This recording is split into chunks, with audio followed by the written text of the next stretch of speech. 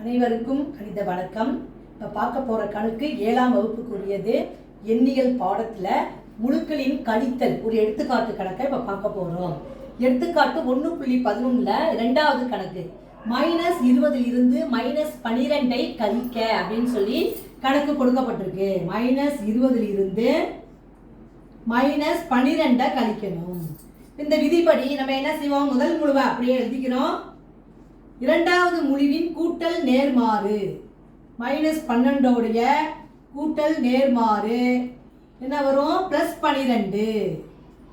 அப்ப இங்க -12 என்பது +12 மாறுகிறது. அடுத்து என்ன செய்யணும்? கூட்ட வேண்டும். இப்ப பாத்தீங்கன்னா மைனஸ் இருக்கு, பிளஸ் இருக்கு. இந்த முழுக்களுடைய மூன்றாவது விதி, அதாவது வேறுபட்ட குறியீடு வந்தால் என்ன செய்யணும்? பெரிய எண்ணிலிருந்து சிறிய எண்ணை கழித்து பெரிய எண்ணிற்குரிய குறியீடை இட வேண்டும். அப்படி பாக்குறப்ப இது மைனஸ் இருக்கு, இங்க பிளஸ் இருக்கு. அப்ப 20 பெரிய நம்பரு. 20 இருந்து 12 கழிச்சா என்ன வரும்? 8. பெரிய எண்ணிற்குரிய குறியீடு என்ன? மைனஸ்.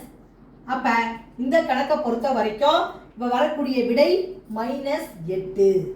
புரிஞ்சுங்களா?